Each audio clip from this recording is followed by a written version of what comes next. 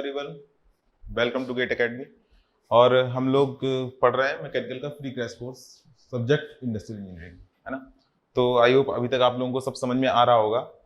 और हम लोग करना क्या है, बस लेक्चर फॉलो करना है और इसका प्रैक्टिस करनी है, क्योंकि ऑलमोस्ट पार्ट मैं कवर कर ले रहा हूँ इंपॉर्टेंट, ठीक है। मैक्सिमम पार्ट कवर हो जा रहा है हमारा। और हम लोग चल रहे थे सीपीएम एंड पार्ट में। किस में चल रहे थे? सीपीएम एंड पार्ट, उसका सेकंड लेक्चर है ये। तो फर्स्ट लेक्चर में हम लोगों ने देखा था कि सीपीएम पार्ट क्या है, ये मेथड है नेटवर्क एनालिसिस के, है ना। तो नेटवर्क एनालिसिस के मेथड है, तो हम लोगों ने उसमें जानना जरूरी है कि नेटवर्क क्या होता है। नेटवर्क हम लोगों ने जाना कि नेटवर्क मतलब प्रोजेक्ट के लिए हम लोग क्या करते हैं, ग्राफिकली एक्टिविटीज को, जो भी प्रोसेस है उसको रिप्रेजेंट करते हैं एक सीक्वेंस में, एक रिलेशन में।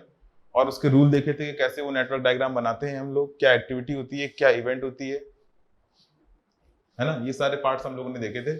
और उसके बाद हम लोगों ने नेटवर्क डायग्राम बनाना सीखा था और अच्छे से सीख लिए थे। सारे टाइप भी देख लिए थे, कितने टाइप के नेटवर्क डायग्राम होते हैं। और उसमें से हम लोगों ने बनाया था एक्टिविटी ऑन एरो, और उसी को बोल रहे थे हम लोग इवेंट ऑन नोड, ठीक है। तो हम लोग अब बात करते हैं सीपीएम पार्ट की। तो वो सारी चीजें दोनों में कॉमन थी जो हम लोगों ने पढ़ी थी नेटवर्क एनालिसिस। अगर हम लोग सीपीएम और पार्ट को बोले, ठीक है, तो ये प्रोजेक्ट मैनेजमेंट के बहुत ही ज्यादा इंपॉर्टेंट टूल है भाई। पहले ऐसा था कि इसकी लोगों ने वैल्यू नहीं समझी थी, लेकिन एक बार क्या हुआ कि किसी प्लांट में इसको लगा दिया गया 1955-66 के अराउंड, और देखा कि जो रिड्यूस कैलकुलेशन है बहुत कम हो गया है। यानी कि हम लोग बहुत इजीली से कर पा रहे हैं। जो एक्टिविटी हम लोग कैलकुलेट करके दे रहे थे कि 6 मंथ में हो रही है, तो 3 मंथ में, 4 मंथ में हो जा रही है। तब लोगों को समझ में आया कि इसकी वैल्यू क्या है, कि नेटवर्क एनालिसिस से हम लोगों को क्या फायदा हो सकता है, ठीक है। तो फिर नेटवर्क एनालिसिस स्टार्ट हुई। जब स्टार्ट हुई, इसका फिर अलग अलग मेथड निकाले गए, अलग अलग, ठीक है। तो सीपीएम क्या है? सीपीएम का मैंने बताया था फुल फॉर्म क्या है, क्रिटिकल पाथ मेथड। क्या है? Critical path method. और इसकी बात करें तो क्या है, प्रोग्राम इवैल्यूएशन रिव्यू टेक्निक। ये अपनी बात हुई थी, क्रिटिकल पाथ मेथड, और ये क्या था, प्रोग्राम इवैल्यूएशन रिव्यू टेक्निक। अगर हम लोग इसकी बात करें सीपीएम पार्ट नेटवर्क एनालिसिस, तो ये बहुत ही, उस दिन भी, कल भी मैंने बताया था लास्ट क्लास में, कि मैथमेटिकल अप्रोचेस हैं। सिंपल हम लोग कैलकुलेट करते हैं क्या, प्रोजेक्ट कंप्लीशन टाइम, है ना। हमें पता चलता है इससे क्रिटिकल पाथ। एक सवाल मैंने लास्ट क्लास में निकाला भी था, क्रिटिकल पाथ पता चलता है तो हमें क्या पता चलता है, क्रिटिकल एक्टिविटी। अगर हमारे पास डायग्राम पहले से फ्लो चार्ट या फ्लो डायग्राम बना हुआ होता है, तो हम लोग अच्छे से मॉनिटरिंग कर सकते हैं अपनी प्रोजेक्ट को, किस हिसाब से जा रहा है, ऑन शेड्यूल है कि नहीं है, बजट को अच्छे से कर सकते हैं, ठीक है। तो वो सारी चीजें इससे बहुत ही इजी हो जाती है। मैथमेटिकली अप्रोच है, सिंपल है और इजी है। हम लोगों ने डायग्राम बनाना देख लिया था, एक्टिविटी कैसे लग रही है, टाइम जोड़कर सिर्फ बताना था कि कैसे अपने प्रोजेक्ट कंप्लीट होता है। अब उसके बाद उसमें दो मेथड, और भी इसके अलावा भी कई मेथड होते हैं, लेकिन हम लोगों को जो हम लोगों के सिलेबस में वो दो ही है, सीपीएम और पार्ट। अगर हम सीपीएम पार्ट की बात करें, तो सबसे पहले दोनों में डिफरेंस समझना जरूरी है, ठीक। ये क्रिटिकल पाथ मेथड, इसको हम लोग क्या बोलेंगे कि ये है एक्टिविटी ओरिएंटेड। अभी मैं बताता हूं कैसे। और ये है इवेंट ओरिएंटेड।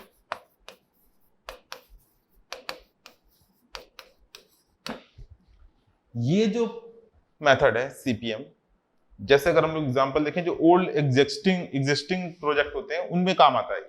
जैसे बिल्डिंग कंस्ट्रक्शन करना है, शिप बनाना है ना, और कार बनाना है, कुछ फर्नीचर बनाना, जो कोई भी प्रोजेक्ट है, क्या कहते हैं, पार्क बनाना है, तो उन सब जो हम लोग पहले कभी ना कभी कर चुके हैं, जो सारी एक्टिविटीज कर चुके हैं, वो वाले जो प्रोजेक्ट होते हैं वो इसमें आते हैं। तो इसमें हमें एक्टिविटी का एग्जैक्टली पता होता है कि अगर हमें किसी बिल्डिंग को बनाना है तो फाउंडेशन कितने दिन में होगा, कितने दिन में कर पाएंगे, अगर रूफ डालनी है तो कितने दिन में हम लोग रूफ डाल पाएंगे, कितने दिन में वो रेडी हो जाएगी जो उसके आगे हम काम कर सकें, एग्जैक्टली पता होता है हमें। इसमें नहीं पता होता है। क्यों?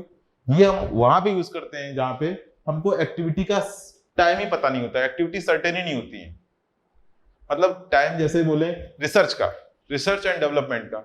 अब स्पेसशिप में अपन को स्पेसक्राफ्ट बना रहे थे, स्पेसक्राफ्ट में अपन को हीटिंग की प्रॉब्लम आ रही है, तो उस पे एनालिसिस करके, क्योंकि स्पेस में चलना है अलग ही चीज है, हम लोग उससे रूबरू है नहीं, पहले से हमें पता ही नहीं कैसे होता है, तो कूलिंग सिस्टम बना रहे हैं उसके लिए, स्पेसक्राफ्ट के लिए।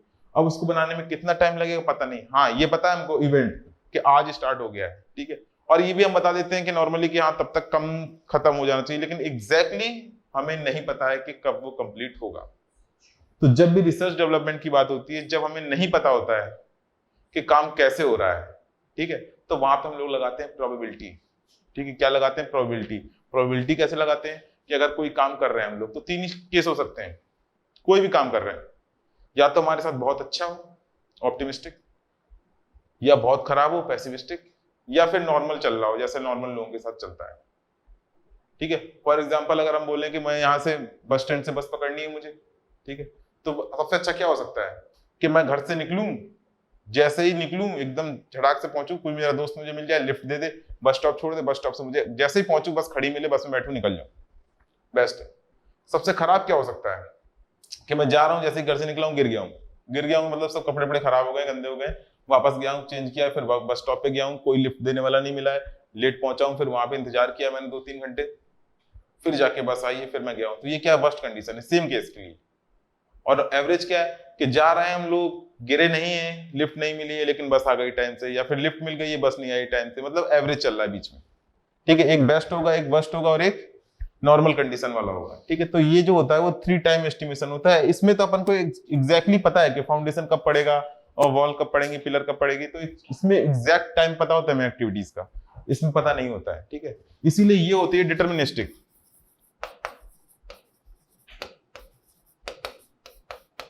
जो एक्टिविटी होती है वो क्या होती है? डिटर्मिनिस्टिक। और इस केस में अगर हम लोग बात करें, इस केस में तो क्या होती है? प्रोबेबिलिस्टिक। तो यहां से एक चीज तो क्लियर हो गई, डिटर्मिनिस्टिक सब पहले से पता है, प्रोबेबिलिटी लग रही है इसमें, हमें इसमें पता नहीं एग्जैक्टली। रिसर्च और डेवलपमेंट वाला काम है नहीं कि मिसाइल बना रहे हैं हम लोग, मिसाइल बना रहे हैं, बन रही है, रिसर्च चल रही है 10 साल से, ठीक है। सुपर कंप्यूटर बना रहे हैं, तो सुपर कंप्यूटर तो पहले बन चुके, तो हमको डेटा मिल गया, ठीक है। लेकिन कोई ऐसी चीज बना रहे हैं उसमें, कुछ ऐसी चीज जो आज तक कभी बनी नहीं है, तो रिसर्च चल रही है, ठीक है। बोलेंगे क्या है? वन टाइम एस्टिमेट, क्योंकि हमें एग्जैक्टली पता होता है कि टाइम कितना है एक्टिविटी करने का। इसमें हम लोग 3 टाइम लेते हैं, बताया ना, ऑप्टिमिस्टिक, पैसिमिस्टिक और मोस्ट लाइकली। 3 टाइम एस्टिमेट्स, ठीक है। यहां क्या बताया था कि प्रोजेक्ट का टाइम क्या है, एक्टिविटी का टाइम सर्टेन है, इसमें सर्टेन नहीं है, ठीक है। सर्टेनिटी है, इसमें अनसर्टेन है, यानी एग्जैक्टली पता नहीं क्या हो जाए, क्या प्रॉब्लम आ जाए, ठीक है। इसको हम लोग क्या करते हैं, इसमें जब हम लोग को एग्जैक्टली पता है तो कॉस्ट एनालिसिस होती है और क्रैशिंग भी होती है। जैसे हम लोग क्रैश कोर्स कर रहे हैं ना, वही वाली क्रैशिंग, यानी कि अपने प्रोजेक्ट का ड्यूरेशन कम करते हैं क्रैशिंग में, कॉस्ट बढ़ा के, ठीक है। तो हम लोग क्रैश कोर्स कम कर रहे हैं, मेहनत एफर्ट ज्यादा डाल के, ठीक है। और आपको क्या करना है कि उसी के अकॉर्डिंग एफर्ट डालना है, कुछ कॉन्सेप्ट समझना है, उसके बाद प्रॉब्लम को सॉल्व करना है, ठीक है ना। तो क्रैशिंग क्या होता है कि टाइम रिड्यूस करना है और कॉस्ट बढ़ाना है, यानी ऑप्टिमम कॉस्ट निकालते हैं हम लोग, टाइम और कॉस्ट को ऑप्टिमाइज करते हैं, ठीक। इसमें कोई कॉस्ट एनालिसिस नहीं होती है, क्योंकि हमको जब पता ही नहीं एक्टिविटी कब खत्म होगी, क्या होगा, तो नो कॉस्ट एनालिसिस, कोई कॉस्ट एनालिसिस इसमें नहीं होती है, ठीक है। अब अगर हम लोग बात करें इसमें कहां यूज होता है, old existing products, existing project like construction,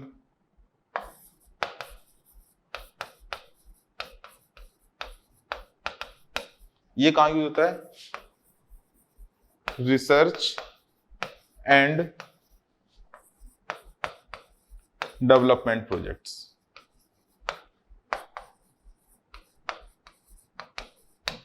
तो हम लोग डिफरेंस समझ गए हैं, एक्टिविटी ओरिएंटेड, क्लियर। ये क्या है, इवेंट, ऐसे याद रखना, पर्ट इवेंट, ठीक है। इवेंट ओरिएंटेड प्रोबेबिलिस्टिक है, टी से प्रोबेबिलिस्टिक, 3 टाइम एस्टिमेट्स है, अच्छा, खराब और average, normal, no cost analysis, जब हमें एग्जैक्टली टाइम का पता ही नहीं तो कॉस्ट एनालिसिस कहां से करेंगे? रिसर्च एंड डेवलपमेंट में काम होता है। ये क्या है? एक्टिविटी क्या है? एक्टिविटी ओरिएंटेड है, यानी कि हमें एक्टिविटी का एग्जैक्टली टाइम पता है, ठीक है। ये क्या है? डिटरमिनिस्टिक, एग्जैक्टली टाइम पता है। फिर वन टाइम एस्टिमेट, जब एग्जैक्टली टाइम पता है तो हम लोगों को पता है एग्जैक्टली इतने दिन में कंप्लीट हो जाएगी एक्टिविटी, ठीक है। कॉन्फिडेंस हम लोग बोल सकते हैं कि 10 दिन में अगर हम ये फाउंडेशन डाल देंगे तो मतलब डाल देंगे। कॉस्ट एनालिसिस होगी जब एग्जैक्टली टाइम पता है, क्रैशिंग भी होगी, टाइम रिड्यूस करेंगे, ठीक है, प्रोजेक्ट को कम करेंगे। और उसके बाद बोलेंगे कहाँ यूज होता है? Old existing project like construction, building, है ना, इन सब में। सिविल वालों के लिए भी ये टॉपिक बहुत इंपॉर्टेंट है, सीपीएम पार्ट। उनके में भी हर साल गेट में एक क्वेश्चन तो यहाँ से आता ही आता है। क्लियर है ना बात? यहां तक क्लियर? अब जरा देखो, हम लोग सीपीएम पार्ट भी समझ गए, दोनों में डिफरेंस भी समझ गए। अब हम लोग क्या करते हैं, एक एक उठाते हैं और उसको पढ़ते हैं, ठीक है। उसको उठाने से पहले हम लोग जरा एक चीज और देख लेते हैं। इन प्रॉब्लम को सॉल्व करने के लिए एक बेसिक अगर हम लोग समझे तो सबसे पहले क्या होता है,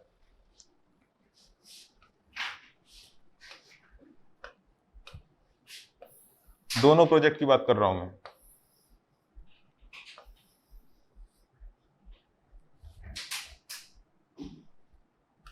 दोनों में सेम काम होता है। सबसे पहले describe the project, upon project को डिस्क्राइब करेंगे। फिर डायग्रामिंग, मतलब डायग्राम बनाएंगे, नेटवर्क, डायग्रामिंग द प्रोजेक्ट। और उसके बाद क्या करेंगे हम लोग? Last calculate the project completion time.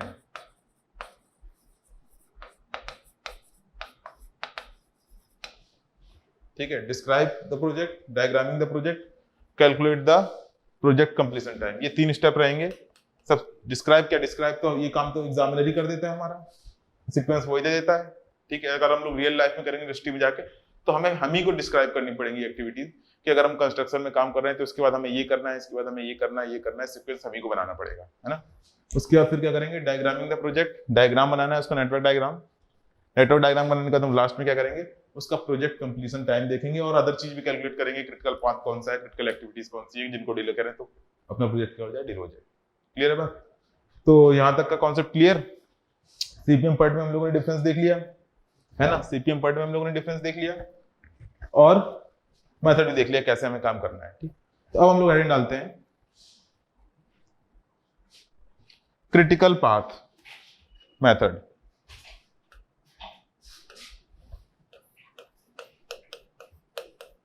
Critical path method, इसमें हमें एग्जैक्टली पता होता है कि कौन सी एक्टिविटी कितने टाइम में होगी। और उससे पहले हम लोग हेडिंग डालते हैं कि क्रिटिकल पाथ होता क्या है।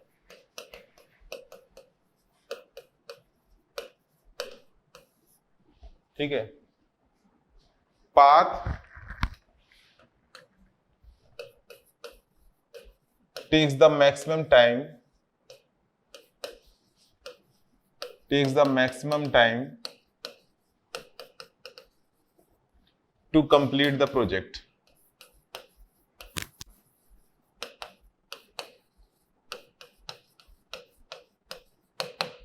टू कंप्लीट द प्रोजेक्ट, ठीक है। तो हम लोगों ने याद करो लास्ट क्वेश्चन में लगाया था, लास्ट लेक्चर में सारे पाथ निकाल लेते, उसमें से सबसे ज्यादा टाइम ले रहा था उसको हमने क्या बोला था? Critical path.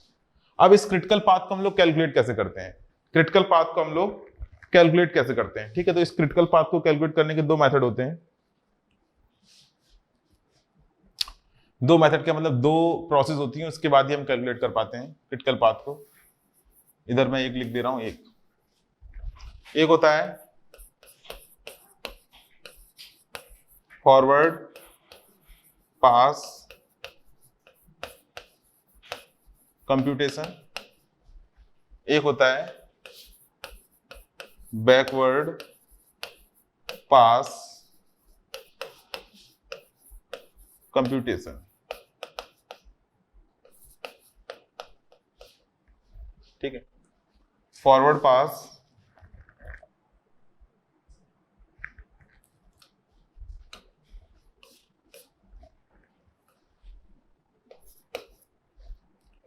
कंप्यूटेशन और बैकवर्ड पास कंप्यूटेशन, ठीक है। ये अपना कोई भी पाथ की अगर हम लोग एक एक्टिविटी की बात करें, आई जे, ये क्या है, ये टेल इवेंट, टेल है ना, ये क्या है, हेड, इसको क्या बोलते हैं अपन लोग, हेड इवेंट। इससे पहले भी कोई ना कोई एक्टिविटी रही होगी, इसके बाद भी कोई ना कोई एक्टिविटी रही होगी, ठीक है, उससे हमको लेना देना है नहीं। हम प्रोजेक्ट की बात कर रहे हैं, प्रोजेक्ट में से एक एक्टिविटी निकाल ली, एक्टिविटी को बोल रहे हैं हम लोग ए, ठीक है, और इसको टाइम क्या है इसका, जो एक्टिविटी का प्रोसेसिंग टाइम है वो क्या है, टी आई जे। क्लियर है बात।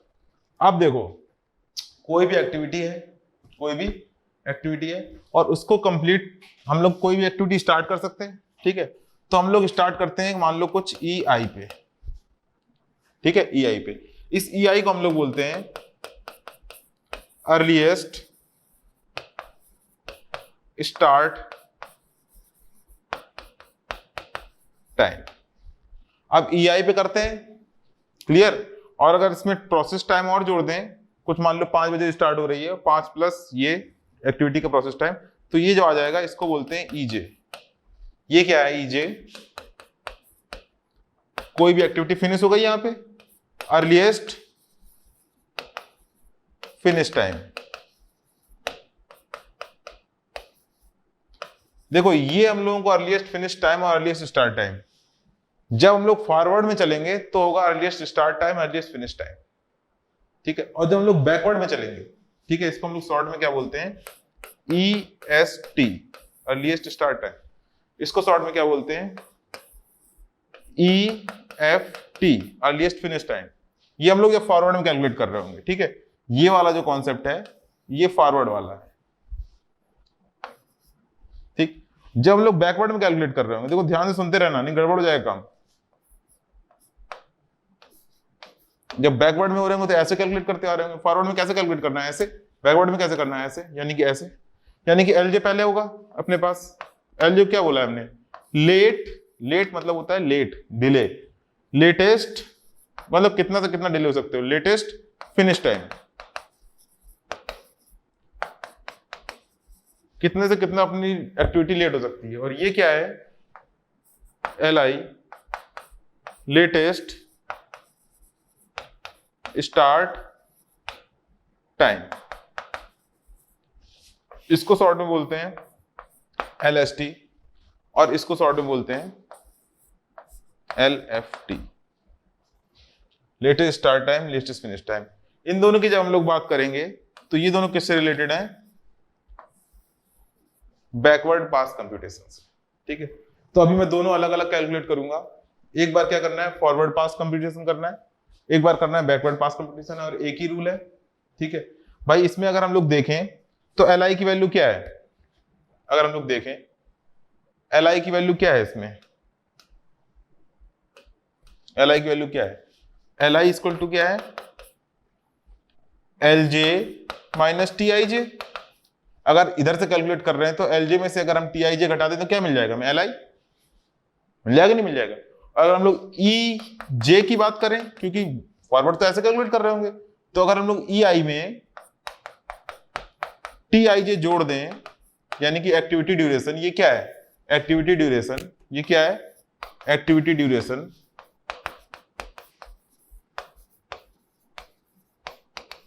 तो हमें क्या मिल जाएगा, ईजे। क्लियर है ना बात, फॉरवर्ड और बैकवर्ड, ठीक है। अभी मैं दोनों डायग्राम में अलग अलग कैलकुलेट करके दिखाऊंगा। अब रूल कि कैसे कैलकुलेट करते हैं, ठीक है। जब भी हम लोग फॉरवर्ड चल रहे होंगे और ईजे कैलकुलेट करेंगे, क्योंकि ई आई तो हमें पता होगा, तभी तो उसमें टी आई जे जोड़ के ईजे निकालेंगे। स्टार्टिंग टाइम तो हमेशा सबका पता होगा, अगर हम स्टार्टिंग चल रहे हैं तो 0 होगा स्टार्टिंग टाइम, स्टार्टिंग से कैलकुलेट करोगे ना किसी भी प्रोजेक्ट का तो 0 होगा, तो हमें पता होगा। तो जो ईजे होगा वो क्या होगा, E I plus T I J, maximum of all E I plus T I J.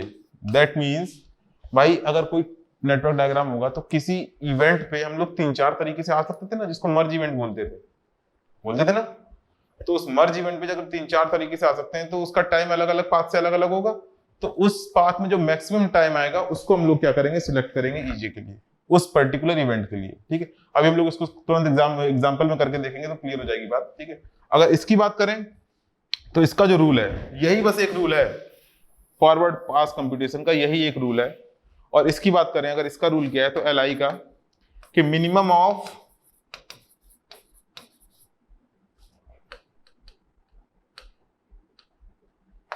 Of all LJ minus TIJ, यानी कि जितने भी LJ माइनस TIJ, क्योंकि बैकवर्ड कैलकुलेट कर रहे हैं ना। ठीक है, तो क्या होगा, हम लोग उसमें से मिनिमम लेंगे। अभी देखो 2 मिनट में समझ में आ जाएगा ये कहानी क्या है, यहां तक तो समझ में आ गई होगी। ठीक है, इस वाले मेथड के लिए है। हम लोग एग्जांपल लेते हैं तुरंत। ठीक है, एग्जांपल लेते हैं और आगे पीछे करके, मतलब पहले उसको बनाते हैं फिर वापस इस पे आते हैं, फिर समझते हैं कि मैंने दोनों क्या लिख दिए।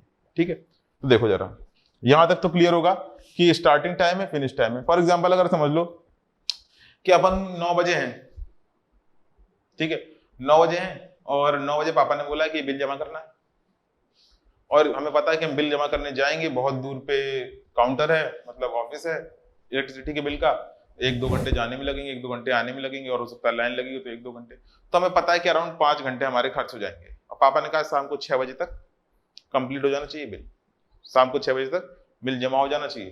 तो अगर हम लोग देखें तो अगर हम लोग अर्ली से अर्ली कब स्टार्ट कर सकते हैं अपनी प्रोसेस को, सुबह 9 बजे। अगर 9 बजे स्टार्ट करेंगे तो अर्ली से अर्ली कब फिनिश हो जाएगा, 2 बजे। क्लियर है ना बात। लेकिन मान लो हम ना करना चाहें, ऐसा ना करना चाहें, तो हम लोग कब स्टार्ट करें, हम लोग स्टार्ट करें 1 बजे, दोपहर में 1 बजे। लेट से लेट कब स्टार्ट कर सकते हैं, लेट स्टार्ट टाइम है ना, लेटेस्ट स्टार्ट टाइम, लेट से लेट कब स्टार्ट कर सकते हैं, 1 बजे। और लेट से लेट कब फिनिश होगा, 6 बजे, क्योंकि 6 बजे पापा आ जाएंगे, उनको बिल जमा चाहिए।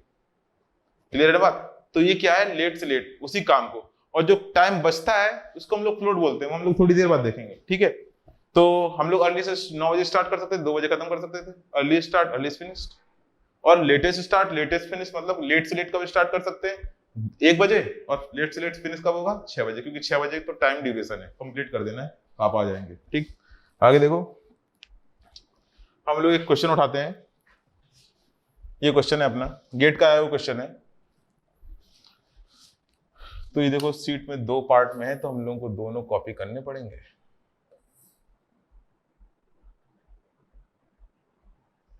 है ना।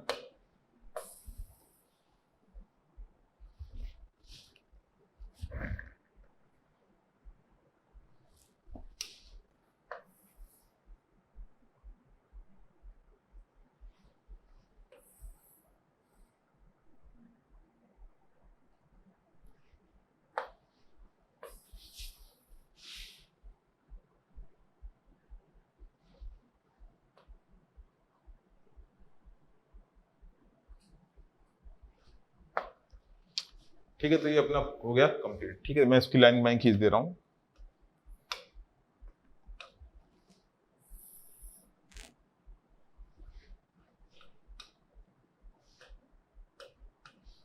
तो इसका हम लोग डायग्राम बनाते हैं। इस एग्जाम में सिर्फ उसने पूछा भी, एग्जामिनर ने सिर्फ क्रिटिकल पाथ ही पूछा है, तो हम लोग अपना जो एक्चुअल मेथड होता है उससे निकाल के देखते हैं, LST EFT से, कि कैसे निकल के आता है। तो सबसे पहले तो हमें इसका बनाना पड़ेगा क्या, नेटवर्क डायग्राम।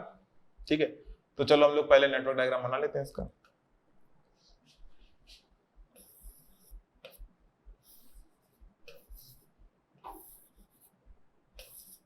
क्यू, ठीक है, इन दोनों से पहले कोई नहीं है, इसीलिए मैंने इसको स्टार्टिंग से बना दिया। फिर P से R निकला है, Q से S निकला है, P से R निकला है और Q से S निकला है, P से R निकला है और Q से S निकला है, और दोनों से मिलके R और S से निकला है T और U, T निकला है, और यहां क्या निकला है, U, T एंड U, और T से V निकला है और W से U, T से V निकला है और W से, सॉरी U से W, T से V निकला है और U से W। ये डायग्राम अपना बनेगा, देखो सिंपल जो दे रखा है। अब हम लोग क्या करते हैं, इसमें टाइम लिख देते हैं सबका। P का कितना है 3, Q का 4, S का कितना है, S का है 5, R का भी है 5, और t का है 7, u का है 5, v का है 2 और इसका है 10। ये टाइम दे रखा है, ठीक है। अब हम लोग क्या करते हैं, कैलकुलेट करते हैं। और देखो ध्यान से, पहले फॉरवर्ड पास कर रहे हैं फिर बैकवर्ड पास कर रहे हैं, ठीक है। फॉरवर्ड का जो अपना था, फॉरवर्ड पास कंप्यूटेशन, एक ही फॉर्मूला था अपना, क्या, EJ equal to maximum of all EI plus TIJ, यही था ना। तो अब देखो स्टार्ट करते हैं। यहां पे इसका E की बात करें तो मैं इसमें लिख दे रहा हूं डायरेक्ट E0, ठीक है। EI की बात करें तो EI क्या है, 0। इस एक्टिविटी में जा रहे हैं, इसका नंबर डाल दे रहा हूं 2, 3, 4, 5, 6 और ये 7। अब जरा ध्यान से देखते रहना, एक बार समझना है बस, कुछ है नहीं, करना कभी नहीं होता है, इसको करते हम लोग सिंपल है, लेकिन ये जो काम आता है, ये जब फ्लोट निकालते हैं तब काम आता है हमारे 0। अब 2 पे अगर हम लोग जाएं 1 से 0 p प्रोसेस, तो और कोई मेथड है यहां जाने का, नहीं है ना। तो इसका कितना हो जाएगा, 0 प्लस 3 यानी कि 3। क्लियर है ना बात। ये हम लोग ऊपर जो लिख रहे हैं वो EI वाला लिख रहे हैं। अब ये देखो, ये EJ हो गया इस प्रोसेस के लिए, लेकिन अगर हम इस प्रोसेस की बात करें तो ये EI हो जाएगा R के लिए, जो ये EJ है, ठीक है। इधर देखो 0 से स्टार्ट हुआ, यहां आया तो कितना होगा, ये 0 प्लस 4 यानी कि 4। अब देखो पहला केस जो हम लोगों को समझना था, आ गया हम लोगों का पहला। अगर हमें 4 पे जाना है तो देखो हम ऐसे भी जा सकते हैं और ऐसे भी जा सकते हैं। अगर इधर से जाते हैं तो 5 प्लस 4 9, अगर हम लोग इधर से जाते हैं तो क्या आएगा 9, और इधर से जाते हैं तो 8। देखो एक ही इवेंट में हम 2 तरीके से आ सकते हैं कि नहीं आ सकते हैं, इसीलिए मैंने बोला था मैक्सिमम ऑफ ऑल। फॉरवर्ड में क्या करना है, मैक्सिमम ऑफ ऑल, यानी कि 4th इवेंट पे जाने के लिए हम लोग को 9 डेज भी लगता है, 8 डेज भी लगता है, तो हम लोग कौन सा ले लेंगे, मैक्सिमम, यानी कि 9। कौन सा ले लेंगे, मैक्सिमम, यानी कि 9 और 8 था। समझ गए ना बात। हम लोगों ने क्या चूज किया, अगर हम लोग इवेंट 4 की बात करें तो 4 के लिए अगर हम लोग बात करें इवेंट 4 की, तो अपने पास 8 और 9 दोनों ऑप्शन थे, तो अपन ने मैक्सिमम चूज किया कौन सा, 9 लिख दिया, इवेंट 4। अब देखो 4 के बाद जाओ 5 पे, तो देखो 5 पे भी आने के 2 तरीके हैं, या तो ऐसे आ जाओ या फिर ऐसे आ जाओ। तो देखो 5 प्लस 3 8, 8 प्लस 7 15, 5 प्लस 4 9, 9 प्लस 7 16। तो कौन सा चूज करेंगे हम लोग, 16। सीधी सी बात है। आगे जरा देखो, इस पे भी हम लोग 2 तरीके से आ सकते हैं, फॉरवर्ड पास कर रहे हैं भी हम लोग, या तो ऐसे आए या फिर ऐसे आए। तो 5 प्लस 3 8, 8 प्लस 5 13 है ना, और 4 प्लस 5 प्लस 5 14। तो ये कौन सा आ जाएगा, यहां पे आ जाएगा 14। क्लियर है ना बात। 13 14 मैक्सिमम चूज करना है। इस पे देखो कितने तरीके आ सकते हैं हम लोग, इस पे देखो हम लोग ऐसे भी आ सकते हैं, ठीक है, ऐसे भी आ सकते हैं, ऐसे भी आ सकते हैं और ऐसे भी आ सकते हैं, 4 हैं। अगर हम लोग इवेंट 7 की बात करें, इसलिए देखो मैंने यहां लिखा नहीं था, ठीक है। अगर हम लोग इवेंट 7 की बात करें,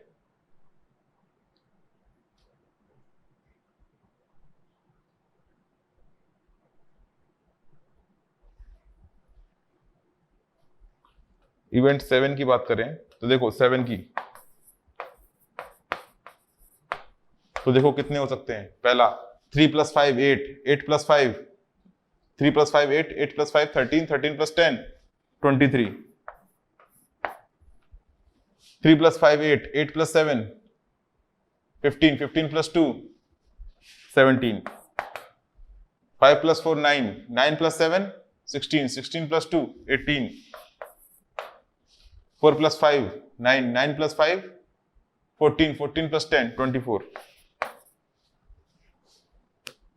ठीक है, तो मैक्सिमम कौन सा होगा इसमें से, 4 टाइम निकाले हम लोगों ने, 4 टाइम निकाले हैं ये 1 2 3 4 7 के लिए, तो 24 मैक्सिमम है। तो कौन सा होगा यहाँ पे 24। ये था अपना फॉरवर्ड। आई होप समझ में आ गया होगा सबको। ठीक है, कि अब लोगों को क्या करना है, बस मैक्सिमम ले लेना। हर इवेंट पे कितने भी पाथ कनेक्ट कर रहे हो, मैक्सिमम टाइम उसको कैलकुलेट कर लेना। ठीक, दूसरा क्या है, बैकवर्ड पास। ठीक है, तो अगर हम लोग बैकवर्ड पास की बात करें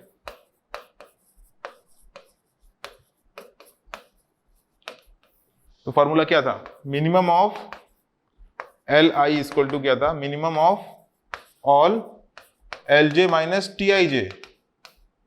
देखो यहां से स्टार्ट करेंगे बैकवर्ड, मैक्सिमम कितना 24 डेज में कन्वर्ट ही होना है, कंप्लीट ही होना है प्रोजेक्ट, तो 24 से स्टार्ट करेंगे, अब उल्टा चलेंगे हम लोग, ठीक है। तो उल्टा जब चलूंगा मैं तो सबका टाइम नीचे लिखूंगा, ठीक है, सबका टाइम नीचे लिख दूंगा, ठीक। 24 से स्टार्ट हुआ, 24 माइनस 2, और कोई तरीका है यहां पहुंचने का, नहीं, यानी कि कितना हो जाएगा ये 22। यहां देखो और कोई तरीका है, 24 माइनस 10 यानी कि 14। इधर आओ, 22 माइनस 7 कितना हो गया, 22 माइनस 7 यानी कि 15, और यहां से कितना हो जाएगा 14 और 9। यहां पे जो अपन को ऑप्शन मिल रहा है 15 एंड 9, इधर से आओगे तो 9 आएगा, इधर से आओगे तो 15, तो मिनिमम चूज करना है दोनों में से।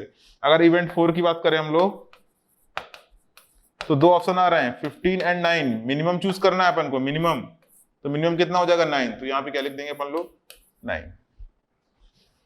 क्लियर है बात, हम लोग लिख देंगे 9। आगे देखो यहां पे जाओ, तो ऐसे भी जा सकते हैं हम लोग, ऐसे भी जा सकते हैं, ठीक है। तो जब एक बार ऐसे जाते हैं तो क्या होगा, 9 माइनस 5 यानी कि 4, और जब ऐसे जाएंगे ऐसे तो कितना होगा 15 माइनस 5 यानी कि 10। तो यहाँ पे जो अपने पास ऑप्शन है 4 और 10, तो कौन सा ले लेंगे अपन लोग, 4। मिनिमम चूज करना है। इवेंट 2 की बात करें, इधर देखो इधर भी दो ऑप्शन है, ऐसे भी आ सकते हैं हम लोग और ऐसे भी आ सकते हैं, जस्ट उल्टा चलना है एरो के। तो देखो 15 माइनस 5 यानी कि 10 है ना, और 9 माइनस 5 यानी कि 4, तो ये कितना आ जाएगा 4। यहां देखो 4 माइनस 4 0 और 4 माइनस 3 1, तो 0 1 में कौन सा चूज करेंगे, 0। देखो बहुत ही आसान काम था। लौटते टाइम हम लोग क्या कर रहे हैं, मिनिमम चूज कर रहे हैं, और जाते टाइम मैक्सिमम, ठीक है। पाथ को अपन को चलना है, वहां कितने तरीके से पहुंच सकते हैं उसको अपन को देखना है, फॉरवर्ड में मैक्सिमम और बैकवर्ड में मिनिमम। तो यहां से अपना ये काम क्लियर हो गया, ठीक है। अब जरा देखते हैं इसको कैलकुलेट करके क्रिटिकल पाथ कौन सा होता है, क्या होता है, क्या कहानी है, अभी तो मजा आएगा।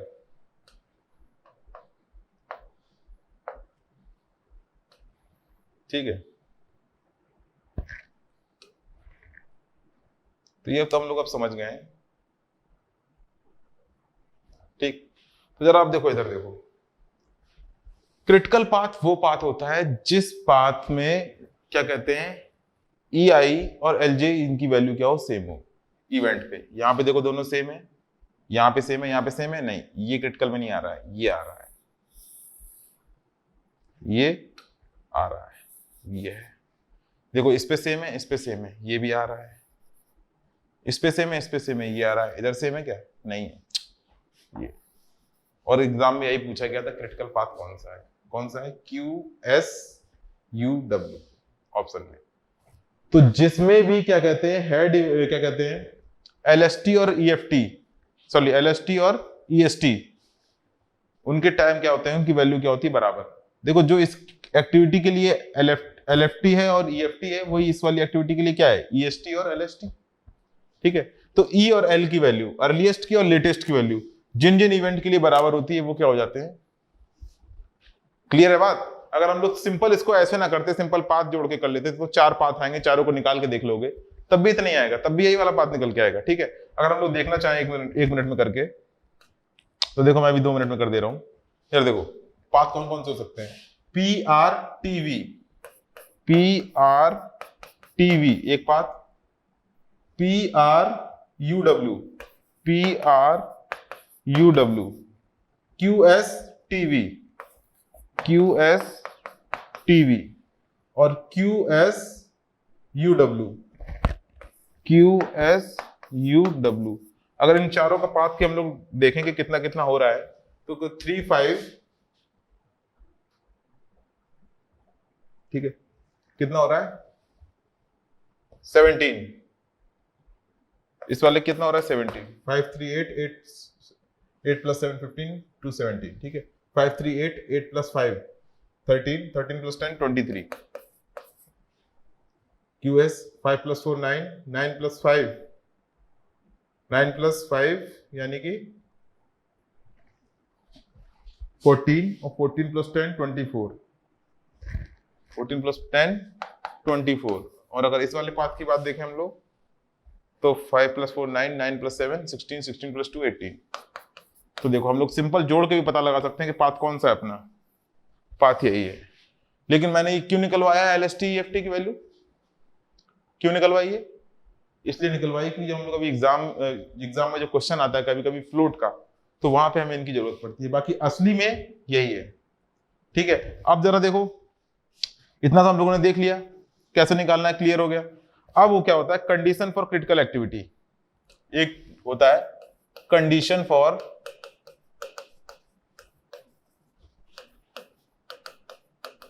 क्रिटिकल एक्टिविटी, कि कौन सी एक्टिविटी क्रिटिकल होती है, हम लोगों ने जब इतनी मेहनत करके निकाला है ना। कंडीशन फॉर क्रिटिकल एक्टिविटी, तो अपनी 3 कंडीशन होती है। ठीक है, क्या होता है कि first, head event slack equal to 0। ठीक है, दैट मीन्स EF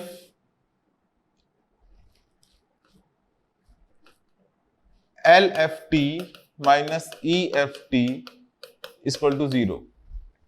दूसरा क्या है, tail event slack equal to 0। ये क्या हो जाएगा, LST minus EST equal to 0। और थर्ड क्या है, LJ minus LI equal to EJ minus EI is equal to TIJ। अगर किसी भी एक्टिविटी को क्रिटिकल एक्टिविटी होता है तो इट मस्ट बी सेटिस्फाइड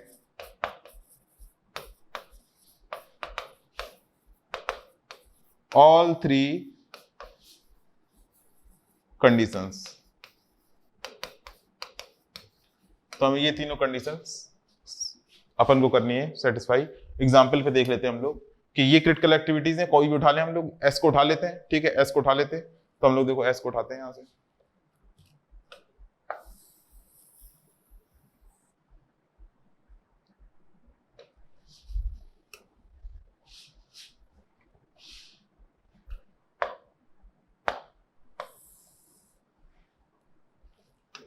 तो हम लोग S एक्टिविटी को उठा रहे हैं।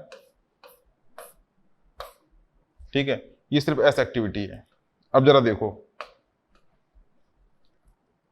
टेल है, S एक्टिविटी के लिए टेल ये है और हेड ये है ना। तो 4 - 4 क्या है, ये क्या है, इसको बोलेंगे हम लोग L। इस एक्टिविटी के लिए LST, ये क्या है EST, ये क्या है EFT अर्लीस्ट फिनिश टाइम, और ये क्या है LFT, ये क्या है LFT।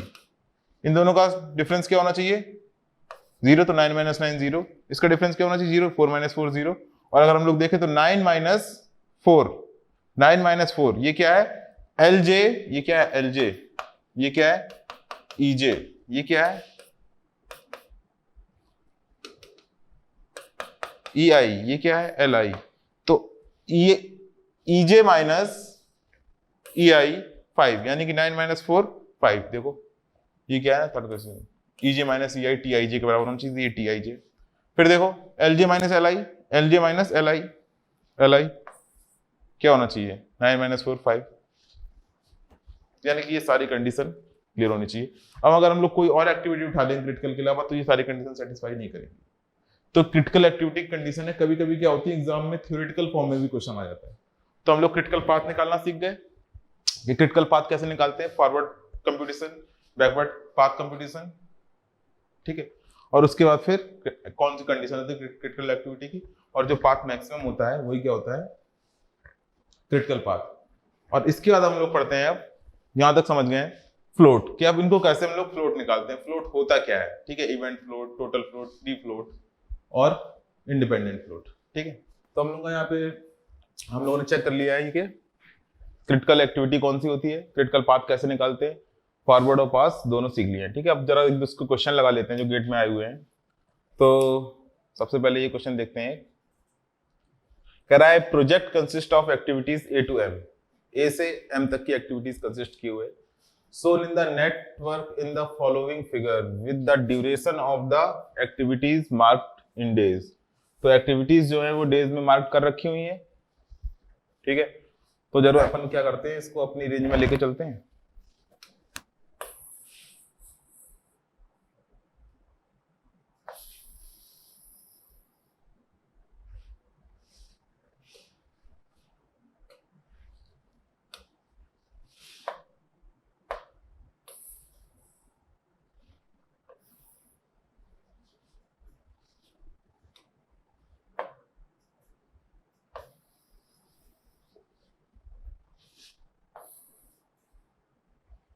ठीक है, तो अब क्लियर दिख रही होगी एक्टिविटी और टाइम।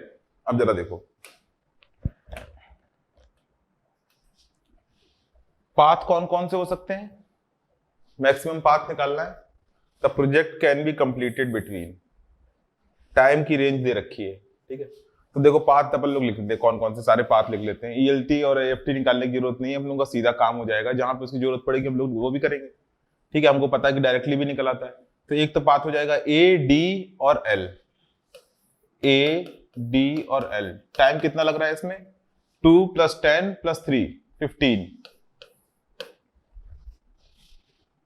डेज, ठीक है। एक हो जाएगा AEGL, AEGL कितना हो जाएगा, 2 + 5 7 7 + 6 13 13 + 3 16। ये भी हो गया और ये वाला पाथ भी हो गया। अब हम लोग डायरेक्ट ये वाला करके देखते हैं, और एक ये भी होगा।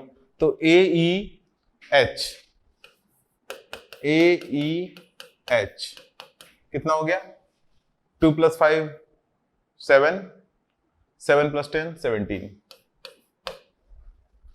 AEKM, AEKM, ठीक है। तो देखो 2 + 5 7 7 + 3 10 10 + 8 18, हर बार एक बढ़ता जा रहा है, देख रहे हो। आगे देखो जरा, B, इसके सारे क्लियर हो गए। BH, BGL, BGL कितना टाइम ले रहा है, 8 + 6 14 14 + 3 17। BH ये भी पाथ ही है, 8 + 10 18। BKM देख रहे हो कितने सारे पाथ हैं, गेट में आए हुए सवाल है ये। BKM यानी कि 8 + 3 11 11 + 8 19, ठीक है। 8 + 3 11 11 + 8 19। आगे जरा देखो, 4 ये कंप्लीट हो गया, 4 एक ये हो जाएगा, CFGL, CFGL कितना हो जाएगा, 4 + 5 सॉरी 4 + 9 13 13 + 6 19 19 + 3 22 22।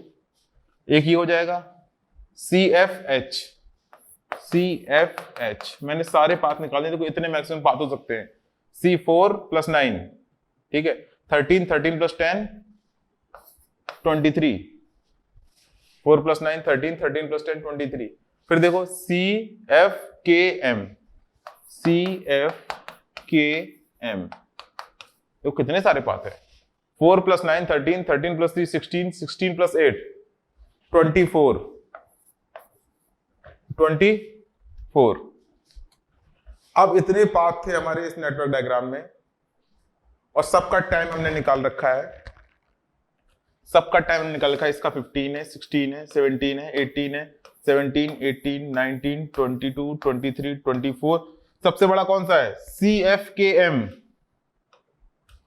CFKM टाइम टोटल कितना ले रहा है, 24 डेज।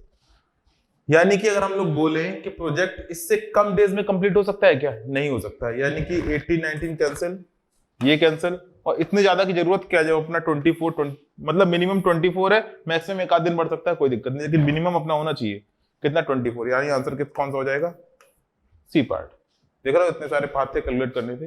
देखो इसमें EFT LFT करने की जरूरत नहीं पड़ी। मैं बता रहा हूँ जब टोटल फ्लोट निकालते हैं, या फिर क्वेश्चन में एक बार दो बार ये भी पूछा है कि लेटेस्ट फिनिश टाइम क्या होता है, लेटेस्ट स्टार्ट टाइम क्या होता है, तब हम उसका यूज करते हैं। अदरवाइज डायरेक्ट जोड़ के निकालो, उतना टाइम नहीं है कि हम लोग निकालते रहे। क्लियर है ना बात, ठीक है। क्योंकि अपन को स्मार्ट लेबर वाला काम करना है, जो जल्दी से ट्रिक से काम हो जाए। सिंपल जोड़ो और निकाल लो मैक्सिमम। मैक्सिमम पाथ कौन सा है, ये वाला है। क्लियर, सबको सवाल क्लियर। आगे देखो अगला क्वेश्चन, ये तो हम लोगों ने लगा ही लिया, ये वाला पाथ आया था इसमें। देखो इस क्वेश्चन को देखो, क्वेश्चन नंबर कह रहा है कि project consist of 14 activities, 14 activities हैं, A to N, ठीक। The duration of this activities in days, duration साथ में दे रखी है on the network diagram. The latest finish time in days for node 10, node 10 के लिए अपन को लेटेस्ट फिनिश टाइम निकालना है, तो हम लोग क्या करते हैं, इस डायग्राम को अपने उसमें ले चलते हैं रेंज में, और उसके बाद फिर इसको वहीं पे सॉल्व कर देंगे। अभी थोड़ा छोटा होगा तो दिख नहीं रहा होगा क्लियर, है ना, तो यहां पे क्लियर दिखेगा।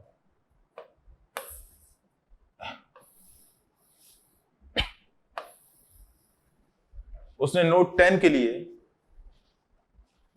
लिए पूछा है latest finish time.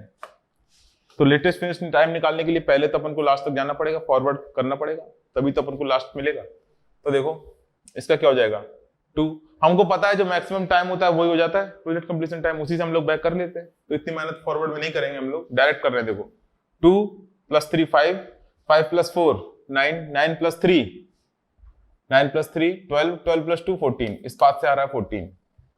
Second path 4 2 + 4 6, 6 + 2 8, 8 + 2 10, 10 + 3 10 + 3 13, 13 14 15, 15 + 2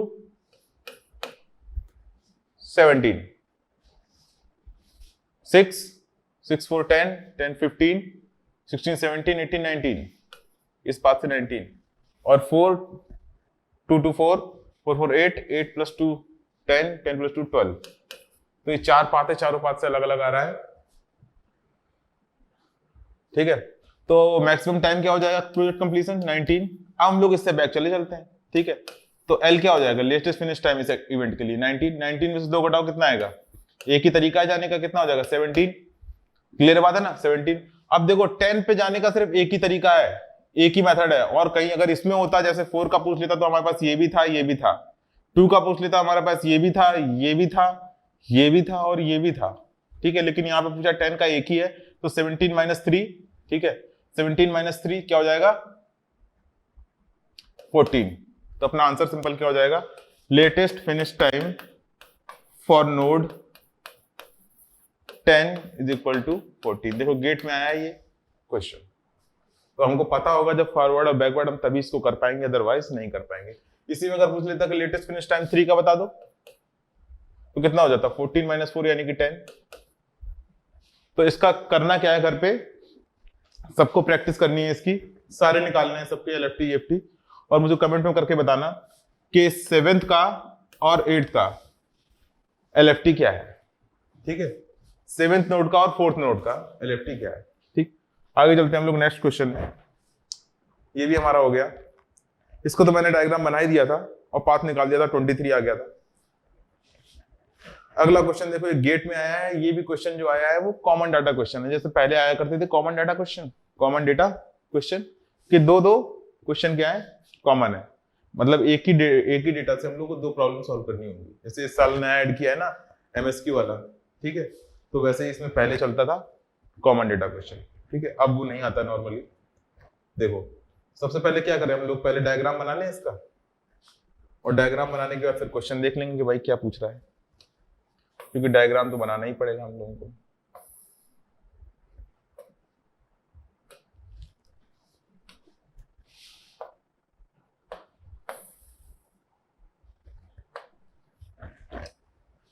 तो क्वेश्चन में देख ही लेते हैं, कह रहा है कि the critical path for the project is, सबसे पहले तो क्रिटिकल पाथ निकालना है। फिर कह रहा है if duration of activity F is change to 10 days, यानी कि यहाँ पे एफ की एक्टिविटी जो दे रखी है 9 डेज, कह रहा है 9 से 10 डेज कर देंगे तो अपने पाथ पे क्या इफेक्ट पड़ेगा। तो ये सारे ऑप्शन लिखे हुए, तो पहले हम लोग चेंज करके देखेंगे, उसके बाद फिर ऑप्शन पे आएंगे, फिर मैच कराएंगे, जो मैच करेगा वो अपना आंसर हो जाएगा। 2 मार्क्स के 2 क्वेश्चन थे ये, गेट में आए 2012 में, ठीक है। तो पहले हम लोग नेटवर्क डायग्राम बना लेते हैं इसका।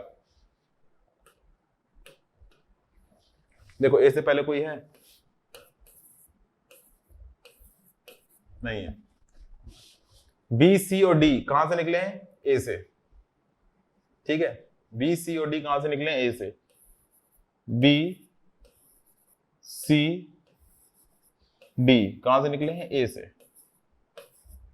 फिर कह रहा है ई निकला है बी से, ई निकला है बी से, डी निकला है, एफ निकला है डी से, एफ निकला है डी से, और सी और ई से निकला है जी, सी और ई से निकला है जी। सी और ई से निकला है क्या, जी, ठीक है, और एफ और जी से निकला है एच, एफ और जी से निकला है एच, ठीक है। एफ और जी से क्या निकला है,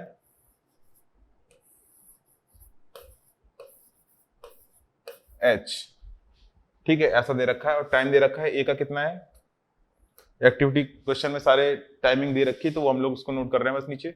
ए का दे रखा है 3 डेज, बी का दे रखा है 4 डेज, सी का दे रखा है 5 डेज, डी का दे रखा है 4 डेज, ई का दे रखा है 2, एफ का दे रखा है 9 और जी का दे रखा है 6 और एच का दे रखा है 2। सबसे पहले तो क्रिटिकल पाथ निकालना है, ठीक है, तो क्रिटिकल पाथ अपन लोग निकालते हैं। तो पहले तो पाथ कौन कौन से होंगे, A B E G H, A B E G H. Time निकाल लो कितना हो रहा है, 3 + 4 7, 7 + 2 9, 9 + 6 15, 15 + 2 17। दूसरा पाथ क्या होगा, ए सी जी एच, ए सी जी एच, 3 + 5 8, 8 + 6 14, 14 + 2 16। फिर अगला पाथ क्या होगा, ए डी एफ एच, 3 + 4 9 7, 7 + 9 16, 16 + 2 18, 16 + 2 18, यानी कि ये जो अपना है ये क्रिटिकल पाथ है।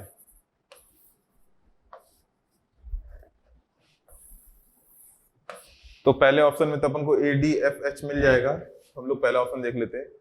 पहले ऑप्शन में A D F H, A D F H, तो सी ऑफ पार्ट अपना आंसर होगा, ठीक है,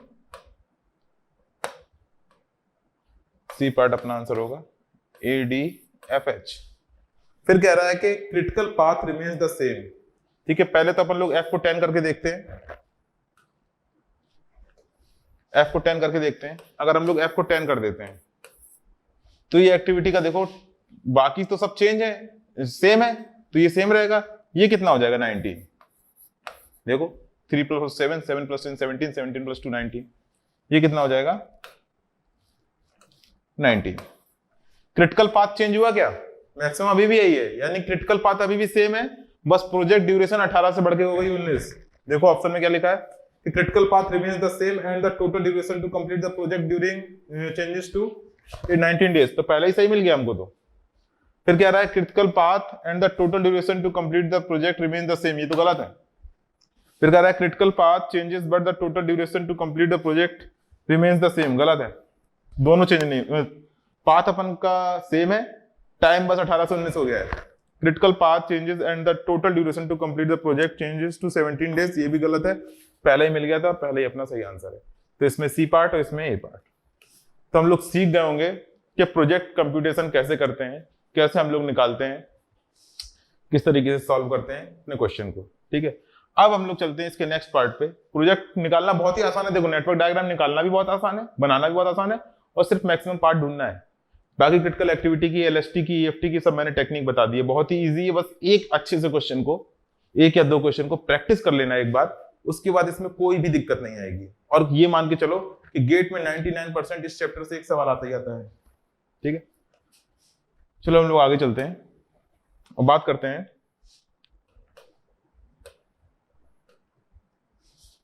ठीक है फ्लोट की।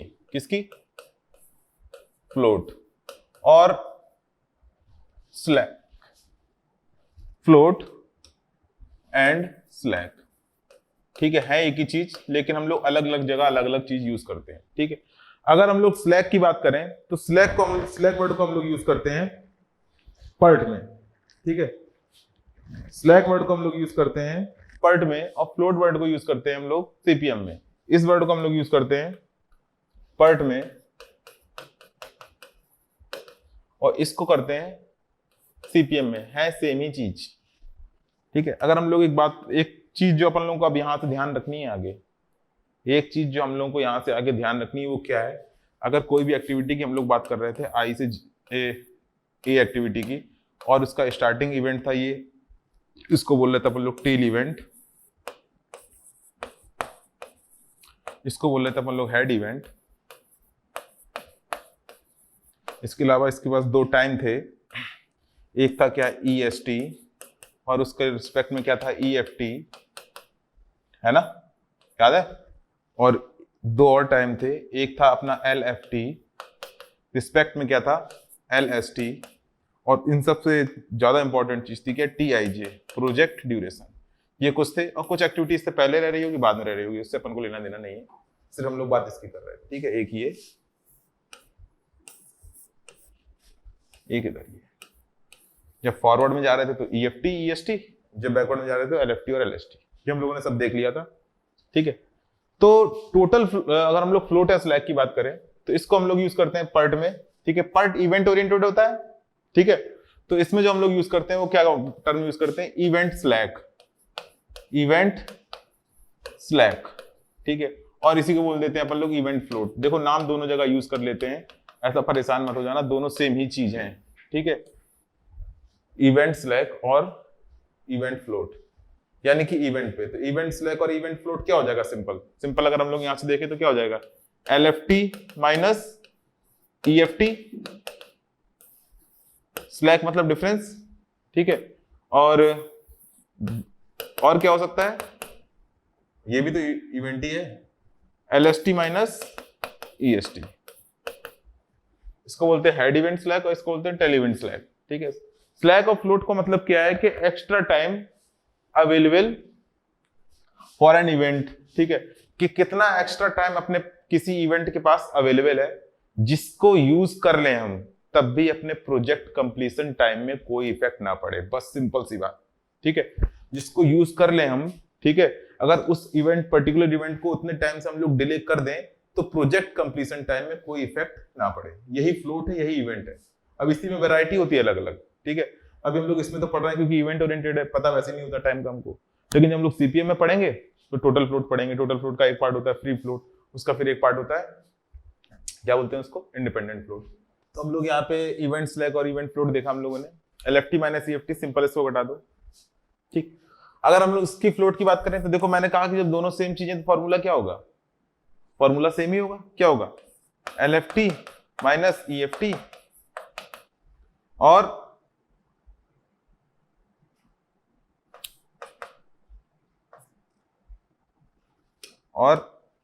LST minus EST।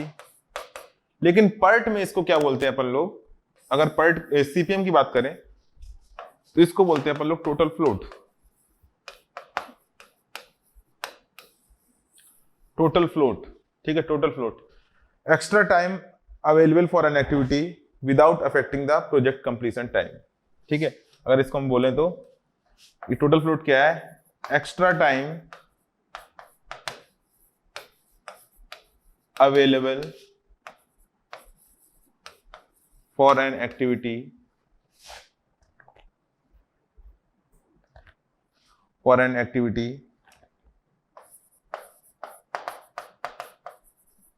without affecting the project completion time। Simple, जैसे मैं बता रहा था ना कि पापा ने काम करने को दे दिया है, ठीक है ना, पापा ने काम को करने को दे दिया है, तो उन्होंने स्टार्टिंग टाइम बताया था 9 बजे, खत्म बताया था 6 बजे, लेकिन टाइम कितना था बीच में अपने पास, 5 घंटे का एक काम था। तो लास्ट में जो 4-5 घंटे बच रहे थे 2 बजे के बाद, तो वो क्या है, वो एक्स्ट्रा टाइम है। अगर हम लोग काम डिले भी कर दें तब भी अपने प्रोजेक्ट में कोई फर्क नहीं पड़ेगा, क्योंकि जो नेक्स्ट एक्टिविटी स्टार्ट होनी है वो शाम को 6 बजे से स्टार्ट होनी है, ठीक है ना। तो अभी हम लोग डायग्राम में भी देखेंगे कैसे इसका इफेक्ट नहीं पड़ रहा है, ठीक है, कहां कहां पे अपन को फ्लोट मिल रहा है। तो इसको हम लोग क्या बोलते हैं, टोटल फ्लोट। किस केस में, इसमें एक ही है इवेंट, क्योंकि इवेंट ओरिएंटेड है, अपन ने उसमें निकाल दिया इवेंट फ्लोट। ये एक्टिविटी ओरिएंटेड है तो इसमें हम लोग को 2-3 टर्म और मिलते हैं, ठीक है। तो सबसे पहले तो बात टोटल फ्लोट की। अच्छा, एक चीज और इंपॉर्टेंट जो हमको ध्यान रखनी है कि हमेशा अगर कॉमन सेंस अगर हम बोलें कि फॉरवर्ड कैलकुलेट कर रहे हैं तो हमारे लिए कौन सा टाइम इंपॉर्टेंट है, EST, क्योंकि इसी में TIJ जोड़ोगे ना, यहीं से जा रहे हो। और अगर हम लोग बैकवर्ड की बात करें, तो बैकवर्ड में कौन सा इंपॉर्टेंट है, LJ, ठीक है। तो जब भी हम कैलकुलेट करते हैं तो इसमें ये दोनों पे ही ध्यान देते हैं, फॉरवर्ड में EI और बैकवर्ड में LJ, यही दोनों अपने लिए इंपॉर्टेंट है। ठीक, तो जरा इसको हम लोग आगे चलते हैं इसी को। ठीक है, तो टोटल फ्लोट क्या था? Extra time available for an activity without affecting the project completion time, यानी कि वो एक्स्ट्रा टाइम जिसको अगर हम लोग यूज भी कर लें तो हमारे प्रोजेक्ट कंप्लीशन टाइम पे कोई इफेक्ट ना पड़े, उसको हम लोग क्या बोलते हैं? Total float. ठीक है, अब जरा देखो कि अगर हमें ये तो एक्टिविटी की हम लोग बात करें, अगर हम लोग डायरेक्ट नेटवर्क में प्रॉब्लम सॉल्व कर रहे हो, नेटवर्क में अगर हम लोग नेटवर्क की बात करें, सिंपल देखो नेटवर्क की बात करें, नेटवर्क से अगर अपन को निकालना हो डायरेक्ट तो कैसे निकाल लेंगे? ठीक है, नेटवर्क से निकालना हो डायरेक्ट तो कैसे निकाल लेंगे? अब जरा मुझे कॉमन सेंस से बताओ कि कोई भी प्रोजेक्ट सबसे जल्दी से जल्दी कब स्टार्ट हो सकता है? अर्लीस्ट स्टार्ट टाइम EI, ठीक है, अर्लीस्ट स्टार्ट टाइम क्या है? EI,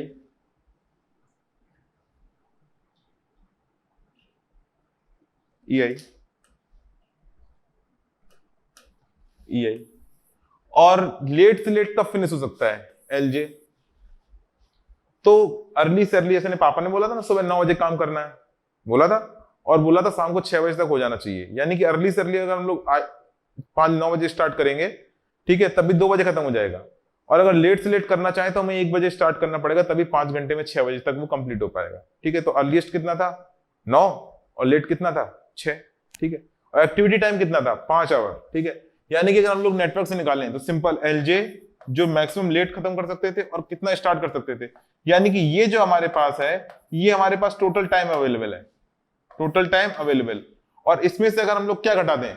एक्टिविटी ड्यूरेशन, यानी कि 5 घंटे वाली, यानी पापा ने बोला था कि लेट से लेट 6 बजे हम आएंगे, सुबह 9 बजे स्टार्ट करना था, है ना, 6 PM और 9 AM, और टाइम कितना था इसका? 5 आवर का। तो इसके बीच में का कितना डिफरेंस है? 6 + 3 9 आवर, और 5 आवर का घटा देंगे तो कितना फ्लोट आ जाएगा? 4 आवर। सिर्फ समझाने के लिए, तो बात समझ गए ना?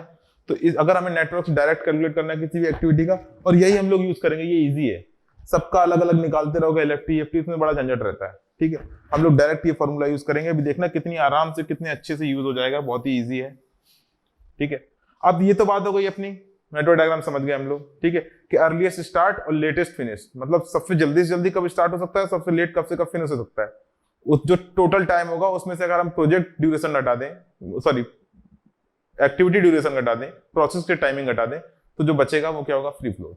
ठीक, आगे देखो जरा कि ये जो टोटल फ्लोट होता है वो 3 टाइप का होता है। टोटल फ्लोट होता है 3 टाइप का। ठीक है, पहला होता है पॉजिटिव फ्लोट, दूसरा होता है नेगेटिव फ्लोट, और थर्ड होता है जीरो फ्लोट। और ध्यान रखना, क्रिटिकल पाथ में जितनी भी एक्टिविटी होती है, मैंने बताया था उनका फ्लोट क्या होता है? EFT - LFT क्या होता है? 0। क्रिटिकल एक्टिविटी कंडीशन ही हुई थी ना, तो हम हमेशा याद रखना कि क्रिटिकल पाथ के अलोंग जो भी एक्टिविटी होती है उनके पास कोई भी डिले टाइम नहीं होता है, कोई भी रिलैक्स नहीं होता है, मतलब कुछ भी आराम नहीं है, एकदम स्टार्ट होना है, एकदम खत्म होना है, कोई आगे पीछे कोई अपन एडजस्ट नहीं कर सकते, एग्जैक्ट वही टाइम है। अगर उस पाथ की कोई एक्टिविटी लेट होगी तो प्रोजेक्ट कंप्लीशन टाइम लेट हो जाएगा, और जल्दी होगी तो जल्दी हो जाएगा। ठीक है, तो पॉजिटिव फ्लोट का मतलब क्या है? पॉजिटिव फ्लोट का अपना मतलब है कि जो रिसोर्सेज है हमारे पास उस एक्टिविटी को करने के लिए, रिसोर्सेज आर सरप्लस, मतलब ज्यादा है। ठीक है, ज्यादा है तो क्या करो? इनको एलोकेट कर दो किसी और एक्टिविटी में जहां कम हो। अगर निगेटिव है, यानी कि फ्लोट नहीं है, मतलब कि टाइम दे रखा है कि 4 दिन में खत्म होना है, लेकिन वो 6 दिन से पहले खत्म नहीं हो सकता है, तो क्या है कि रिसोर्सेज आर नॉट इनफ, ठीक है, to complete the activity on time. तो हम लोग क्या करेंगे? जो एक्स्ट्रा है उसमें लाके लगा के देंगे, वर्कर बढ़ाएंगे, मशीन बढ़ाएंगे, तो काम जल्दी करेंगे। ठीक है, तो रिसोर्सेज आर नॉट इनफ, ये ध्यान रखना है अपन को। ठीक, आगे देखो कि zero float, resources are just sufficient. अगर किसी भी एक्टिविटी के लिए जीरो फ्लोट आ रहा है, यानी कि रिसोर्सेज आर जस्ट सफिशिएंट, हमारे पास एकदम सफिशिएंट रिसोर्सेज है, अब लेना देना कोई नहीं है, टेंशन लेने की जरूरत नहीं है। ठीक है। अब चलो हम इसको, इस फॉर्मूले को किसी प्रॉब्लम में जो हम लोगों ने अभी लगाई थी, एक एग्जाम्पल लिया था, ठीक है, उसमें जरा देखते हैं हम लोग। तो ये वाला हम लोगों ने इसमें सारे कैलकुलेट किए थे, कहां गया, इसमें, ठीक है, इसमें हम लोगों ने सारे कैलकुलेट किए थे। अब अगर देखो क्रिटिकल एक्टिविटी में तो हमें पता है कि फ्लोट 0 है, तो हम लोग इधर उधर से निकाल के देख लेते हैं, किसी में एक इसमें भी निकाल लेते हैं। अच्छा, एक क्रिटिकल में निकाल लेते हैं, एक इसमें निकाल लेते हैं। टोटल फ्लोट का फॉर्मूला सबसे पहले मैं लिख देता हूं, ठीक है, टोटल फ्लोट का फॉर्मूला मैं सबसे पहले लिख देता हूं। फॉर्मूला क्या होता है टोटल फ्लोट का, शॉर्ट में टीएफ बोलते हैं, ठीक है। वो क्या है, L J minus E I minus T I J, यही था। देखो अगर हम लोग बात करें एक क्रिटिकल एक्टिविटी की, क्या एक्टिविटी यू की क्रिटिकल है, क्रिटिकल की बात करते हैं, ठीक है, क्रिटिकल की बात करते हैं, निकालते हैं। देखो इस एक्टिविटी के लिए ये क्या है, E I E J L I L J, clear. तो L J minus E I यानी कि 14 माइनस 9 और माइनस एक्टिविटी ड्यूरेशन 5, तो देखो कितना आ जाएगा 0। देखो 1 मिनट का काम है, कैलकुलेट कर लो, 2 मिनट 2 सेकंड में निकालो, टेंशन लेने की जरूरत ही नहीं कौन सा फॉर्मूला कहां है क्या, कुछ नहीं, बस यही लगाना है हमको। आगे देखो ये एक्टिविटी अपनी क्या है, ये एक्टिविटी अपनी क्रिटिकल एक्टिविटी नहीं है, तो इसमें निकाल के देखते हैं। अगर टी एक्टिविटी की बात करें, टी एक्टिविटी का टोटल फ्लोट निकालें हम लोग, तो क्या आएगा, देखो टी एक्टिविटी का एल जे यानी कि 22 minus I J, sorry I E I यानी कि अर्लीस्ट स्टार्ट टाइम, ई आई क्या होगा 9, टी आई जे कितना है 7। जरा देखो कितना आ गया, जल्दी से बताओ, 16 और माइनस 22 यानी कि 6 डेज। इसके पास, इस एक्टिविटी के पास 6 डेज हैं, यानी कि अगर हम लोग इस एक्टिविटी को 6 दिन से लेट करें तो हम लोगों को कोई फर्क नहीं पड़ना। वो देखो सीधे दिख भी रहा है, 22 में से 16 घटाओ कितना आ रहा है, कितना आ रहा है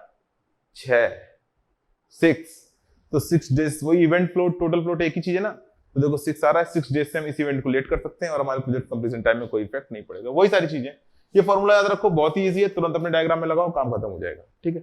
अगला देखें, आगे देखते हैं हम लोग।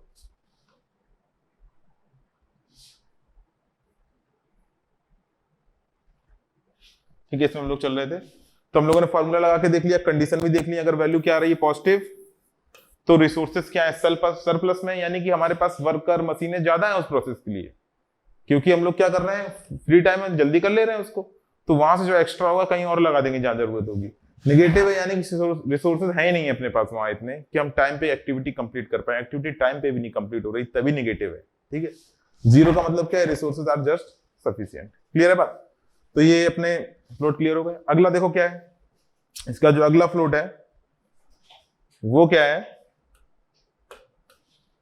फ्री फ्लोट, इसको हम लोग बोलते हैं नेक्स्ट फ्री फ्लोट, ठीक है।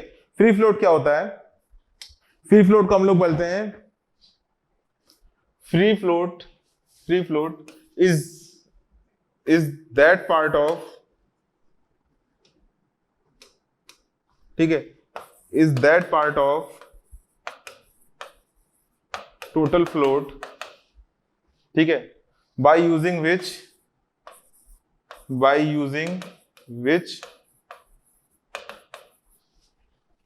ठीक है वी कैन डिले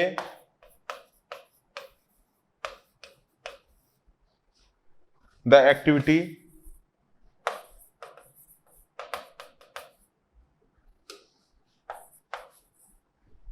ठीक है, with by using which we can delay the activity without affecting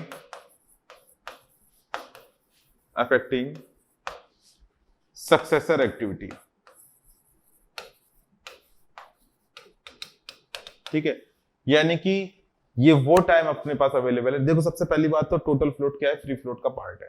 total float क्या है, फ्री फ्लोट क्या है, टोटल फ्लोट का पार्ट है, ठीक है। और इसमें क्या कर रहे हैं, वो टाइम है कि जिसको हम यूज कर लें और नेक्स्ट जो सक्सेसर एक्टिविटी है उसका स्टार्टिंग ई आई डिस्टर्ब ना हो, ठीक है। जो ईजे होगा उसके लिए ई आई होगा, जो ईजे होगा उसके लिए ई आई होगा, वो डिस्टर्ब नहीं होना चाहिए, ठीक है। यानी कि अगर हम लोग इस डायग्राम में देखें, यानी कि वो एक्स्ट्रा टाइम अवेलेबल, ठीक है, जिसकी वजह से इस वाले पॉइंट पे मैं नया डायग्राम बना देता हूँ इधर पे, ठीक है, उसमें बहुत सारे हो गए हैं, ठीक है। तो यहां बना देते हैं आई जे, यहाँ पे क्या है ई आई, यहाँ पे क्या है E J, L I L जे, और ये क्या है टी आई जे।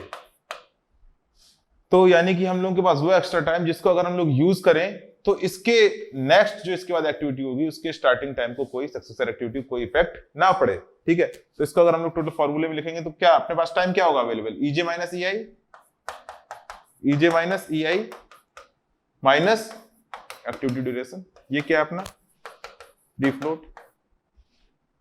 बात समझ में आई? यानी कि इधर तो सेम है, कोई दिक्कत नहीं है, लेकिन जो अपन को खत्म करना है वो अब लेट से लेट फिनिश नहीं कर सकते हैं हम लोग, क्या करना है अर्ली से अर्ली फिनिश करना है, क्योंकि जो सक्सेसर एक्टिविटी है उसको अपना अर्ली से अर्ली स्टार्ट होने का मौका मिले, यानी कि नेक्स्ट सक्सेसर एक्टिविटी पे कोई इफेक्ट ना पड़े, ठीक है। तो क्लियर है बात भाई, सीधी सी बात है। तो अपने पास टाइम अवेलेबल कितना होगा ई J minus E I, E J minus E आई, और उसमें से क्या घटा देंगे एक्टिविटी ड्यूरेशन, तो कुछ टाइम बचेगा, तो वही क्या होगा फ्री फ्लोट, ठीक है। अब अगर हम लोग बात करें इसके बाद इंडिपेंडेंट फ्लोट की, ठीक है, तो इससे थोड़ा और छोटा इसका एक पार्ट, अच्छा इसका एक फॉर्मूला और होता है, इसका एक फॉर्मूला और होता है अगर फ्री फ्लोट की बात करें तो वो क्या होता है total float minus head event slack, ठीक है। तो ये अपन को एक्टिविटी का अलग से निकाल के फॉर्मूला लगाना होता है, अगर नेटवर्क से डायरेक्ट लगाना है तो ये फॉर्मूला लगाएंगे, हमारा 2 मिनट में आंसर निकल आएगा, ठीक है। हम लोग अभी देखो निकाल के देखने वाले हैं किसी भी एक्टिविटी का फ्लोट, ठीक है। तो देखो जरा, ठीक है, ये एक्टिविटी थी अपनी, ये तो हम लोग निकाल के देख चुके थे,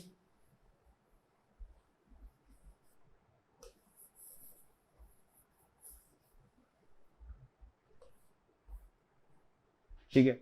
अगर हम इसी एक्टिविटी का क्या निकालें फ्री फ्लोट, किस एक्टिविटी का, इसका, तो इस एक्टिविटी के लिए क्रिटिकल में तो कुछ नहीं मिलना है, ठीक।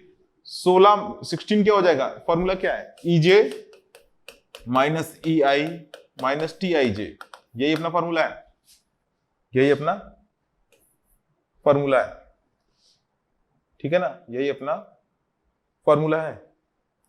देखो जरा ईजे कितना है टी एक्टिविटी के लिए, टी एक्टिविटी की बात कर रहे हैं, कितना है ईजे 16 9, ठीक है, 16 माइनस 9, और ये कितना है 7, यानी कि अगर फ्री फ्लोट देखें, फ्री फ्लोट तो इसके लिए कितना है 0, यानी कि इस पास टोटल फ्लोट तो है, फ्री फ्लोट नहीं, टोटल फ्लोट हम इसका निकाल चुके हैं, ठीक है ना, टोटल फ्लोट इसका निकाल चुके हैं। अब अगर इस एक्टिविटी को चेक करें अपन लोग, इस एक्टिविटी को, एक्टिविटी वी को, तो देखो इसके लिए ईजे कितना है 24, ठीक है, ईजे 24, और ई आई कितना है 16, ठीक है, ई आई कितना है 16 माइनस टी आई जे कितना है 2, तो देखो कितना आ रहा है 6 डेज। ये क्या आ रहा है फ्री फ्लोट, किस एक्टिविटी के लिए, इस एक्टिविटी के लिए, इसमें 0 था, इसमें है, इसी एक्टिविटी का टोटल फ्लोट निकाले तो कितना आ जाएगा 24 माइनस 16, ठीक है, और माइनस 2 यानी कि 6, यानी कि इसके लिए टोटल फ्लोट और फ्री फ्लोट क्या है इक्वल है, ठीक है। तो हमको डायरेक्ट फॉर्मूला पुट करना है और आंसर निकाल लेना है, यानी कि अगर हम लोग इस एक्टिविटी को 6 डेज से डिले करेंगे, यानी कि 16 प्लस 2 प्लस 6, तब कितना होगा 24, तो नेक्स्ट एक्टिविटी पे कोई इफेक्ट नहीं पड़ेगा। इधर देखो अगर इस एक्टिविटी में 0 फ्लोट मिला है अपन को, फ्री फ्लोट 0, तो 9 प्लस 7 कितना होता है 16, यानी कि जो नेक्स्ट एक्टिविटी के लिए ई आई क्या है 16, तो लेट कर सकते हो क्या, नहीं कर सकते हो, नहीं कर सकते हो ना, इसीलिए फ्री फ्लोट आया 0, क्लियर। अब चलो लास्ट देखते हैं, हम लोग का एक और बचा हुआ है, ठीक है, लास्ट हम लोग देखते हैं एक और बचा हुआ है, ठीक है, और वो क्या है अपना इंडिपेंडेंट फ्लोट, क्या है independent float,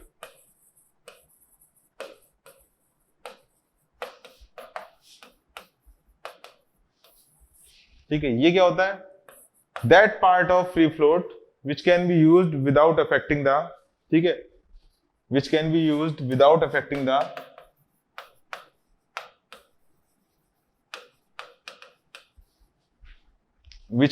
without affecting the head और टेल इवेंट, ठीक है, हेड और टेल इवेंट। यानी कि पिछले वाले में अपन को क्या करना था, हेड यानी सक्सेसर को, ठीक है, सक्सेसर को कोई इफेक्ट नहीं डालना था, लेकिन इस केस में क्या करना है, हेड और टेल दोनों को कोई इफेक्ट नहीं डालना है, हेड और टेल दोनों को कोई इफेक्ट नहीं डालना है। यानी कि ना हम इसको छेड़छाड़ कर सकते हैं ना इसको कर सकते हैं, यानी कि अब एक्टिविटी लेट से लेट खत्म होगी, दोनों में अपन को कोई नहीं करना है। तो इसका अगर हम लोग नेटवर्क वाला फॉर्मूला लिखेंगे, नेटवर्क वाला, तो वो सिंपल क्या आ जाएगा, EJ minus LI, EJ minus LI और minus TIJ, EJ minus LI minus TIJ। और अगर वैसे निकालेंगे इंडिपेंडेंट फ्लोट, तो वो क्या होता है, free float minus tell event slack, ठीक है। तो अगर हम लोग सेम ये फॉर्मूला वहां पे लगाएंगे अपने,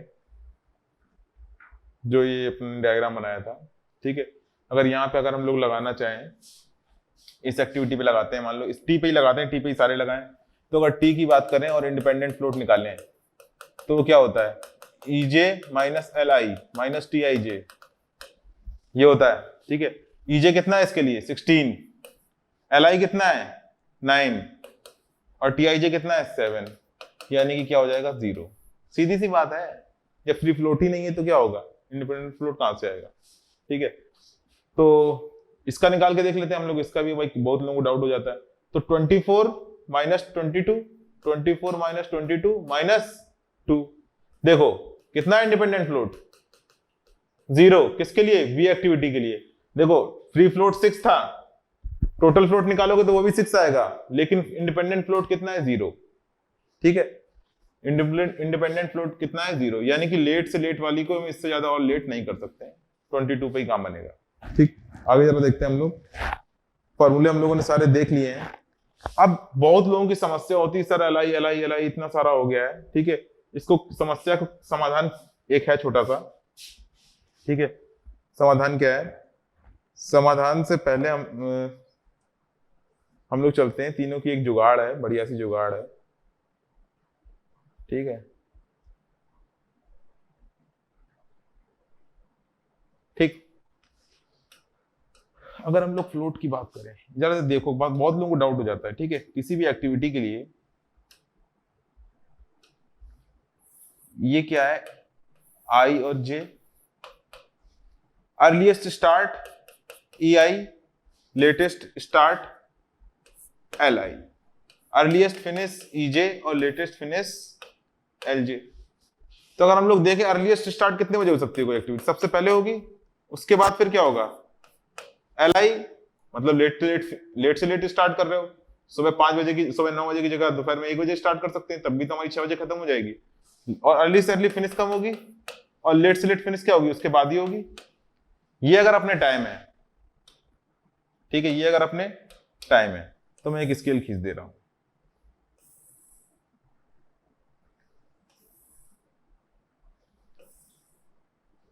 ठीक है।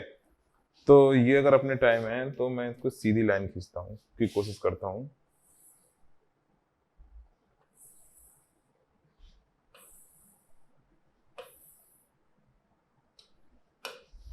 ठीक है। तो देखो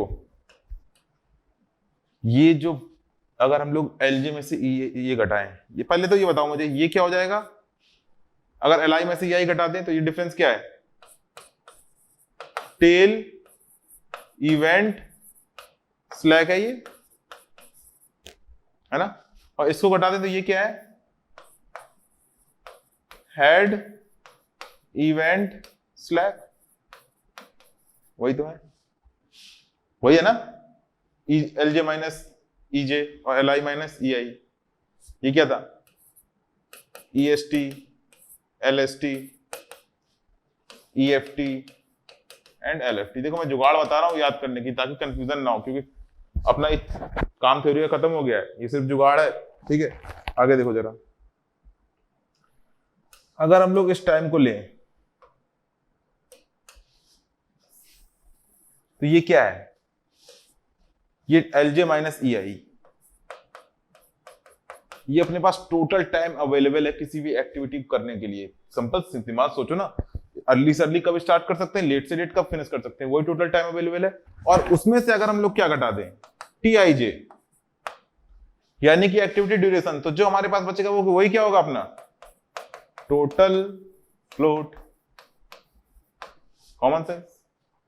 अब टोटल फ्लोट में से अगर हम लोग हेड इवेंट सिलेक्ट घटा दें, इसको घटा दें, तो जो हमारे पास बचेगा यही क्या है अपना फ्री फ्लोट। और देखो मैंने बोला भी था कि आगे सक्सेसर एक्टिविटी को इफेक्ट नहीं करना है, सक्सेसर एक्टिविटी को इफेक्ट नहीं करना यानी अवेलेबल टाइम कितना है, EJ minus EI minus TIJ। भाई जो भी अवेलेबल टाइम है उसमें एक्टिविटी तो करोगे ना, तो एक्टिविटी करता तो ये क्या आ गया अपना फ्री फ्लोट। अब देखो अगर फ्री फ्लोट में से क्या घटा दो, टेल इवेंट स्लैक, तो क्या बचता है इंडिपेंडेंट फ्लोट। मैंने बताया ना आगे वाले को इफेक्ट करना है किसी भी चीज में, ना पीछे वाले को करना है, तो अवेलेबल टाइम कितना है अपने पास EJ minus LI, EJ minus LI minus उसमें से क्या घटा दोगे एक्टिविटी ड्यूरेशन। देखो सिंपल हो गया, साफ दिख रहा है हम लोगों को, क्लियर है ना बात। टोटल फ्लोट में से घटा दिया हेड इवेंट स्लैक तो फ्री फ्लोट, और फ्री फ्लोट में से घटा दिया टेल इवेंट स्लैक तो क्या हो गया अपना इंडिपेंडेंट फ्लोट। तो क्या हो गया अपना इंडिपेंडेंट, टेल इवेंट स्लैक घटा दिया अपन लोगों ने, स्लैक है ये स्लैक, ठीक है। तो बात समझ में आ गई होगी काफी लोगों को। अब देखो एक और ट्रिक रटने की, ये भी बची गई, इसको भी ले लो, ठीक है। Total float, free float, independent float, तो ये तो समझ गए होगे। सबसे बड़ा क्या है टोटल फ्लोट, उससे बड़ा क्या है, उससे छोटा क्या है फ्री फ्लोट, और उससे छोटा क्या है इंडिपेंडेंट फ्लोट, ठीक है। यहां से भी करके देख सकते हो, टेल इवेंट हेड इवेंट घटा के देख लो, सबसे छोटा उससे बड़ा फिर उससे बड़ा, ठीक। तो देखो करना क्या है रटने के लिए कि LI EI में खत्म होते हो, तो हमको पता है कि जब हम लोग निकाल रहे हैं फ्लोट तो सबसे पहले लिखना है LEE, ठीक है, ले वापस उल्टा लिख देना ले, ठीक है। और हमें पता है कि जब बाद से पहले घटाओगे तभी आएगा, बाद वाले टाइम से पहले घटाओगे तो यानी कि ये सब J है और ये सब क्या है I। ये अपना टोटल टाइम अवेलेबल है तीनों के लिए, और इसमें से क्या घटा देना है एक्टिविटी ड्यूरेशन। तो तीनों के फॉर्मूले आ गए, बहुत ही इजी हैं, ठीक है। इसको रट लो, इतनी पूरी मेहनत करने की जरूरत नहीं, गेट में थ्योरी वैसे भी नहीं आती है, फॉर्मूला आता है और फॉर्मूले ही ठीक है, बहुत ही आसान है याद करना, बिल्कुल भी इसमें टाइम नहीं लगेगा। क्लियर है ना बात। Head event select, tail event select, ठीक है, वाला फॉर्मूला याद रख सकते हो, नहीं तो अपना ये सिंपल है, ठीक है। जब हम लोग टोटल फ्लोट में से क्या करते हैं, हेड इवेंट सिलेक्ट घटा देते हैं तो फ्री फ्लोट मिलता है, टेल इवेंट सिलेक्ट घटा देते हैं फ्री फ्लोट में से तो क्या मिलता है इंडिपेंडेंट फ्लोट, ठीक है। अब जरा देखो गेट में आए हुए एक सवाल करते हैं, ये ट्रिक आसान है याद करने के लिए, मैंने भी ऐसे ही याद करके रखा हुआ है, ठीक है। देखो